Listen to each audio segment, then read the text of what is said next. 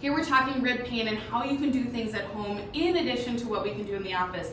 But when you're at home, it's important to really focus on bringing your shoulders back like this, because you're going to end up pushing the ribs back into place. So when you're dealing with rib pain, typically it's because something is rounded out back here and it's pulling where it attaches to the spine. So that's the other piece. That's why I'm holding the spine here. It's really important to remember that your ribs actually attach to your spine. They go all the way around to the front and then obviously the back side. So if you're dealing with front and back rib pain, that's common, and it's not anything to be scared of, but it's also really important to know what to do. So one of the easy things, and I already kind of indicated this, but it's to row. So you can do this with bands for activation, for strength. You can certainly just do it standing here. It's just literally a row. You're just pulling back. And this is going to just wake things up. It might even give you an indication as to exactly where you're dealing with pain.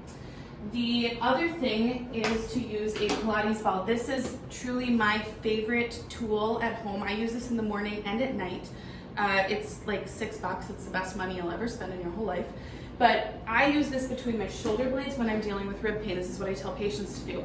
So if you're on the floor, you could even do this on the wall. So if you're super pregnant and you're not comfortable being on your back, you can do this against the wall as well. I'll show you. But for all intents and purposes right now, I'm on my back. It's kind of between my shoulder blades, or you can put it just over the area that's painful.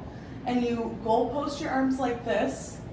You certainly can just rest them, but when you goal post them like this, you're actually going to get more of that counter pressure through the rib head. So you're going to get even some movement through those ribs. And then you come on up here. I'll show you on the wall. Here, same area. I would still goal post and just lean against. It's going to be different, but you're still going to get some of that decompression and some of that relief. The other thing that you can do is I typically use an exercise ball, but you can use a chair, a table, it does not matter. And you're just going to lean into the side that's bothering you. I typically do both sides, but if you just have time to do one, do the side that's painful.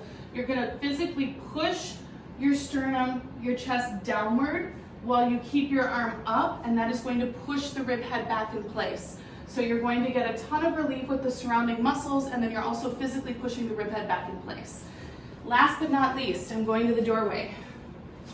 Again, just opening things up. This looks like a shoulder stretch, which it is, but if you think about the way you're opening up your chest and you're getting movement on the back side, you're gonna also get rib relief standing in the doorway like this.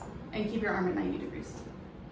When it comes to treating ribs in the office, we typically use something that we call a board. It's much softer than a typical board, but we put this behind the patient's back. If a patient is pregnant, she's going to come down on her side very carefully and then roll onto her back. We don't keep her there for long at all.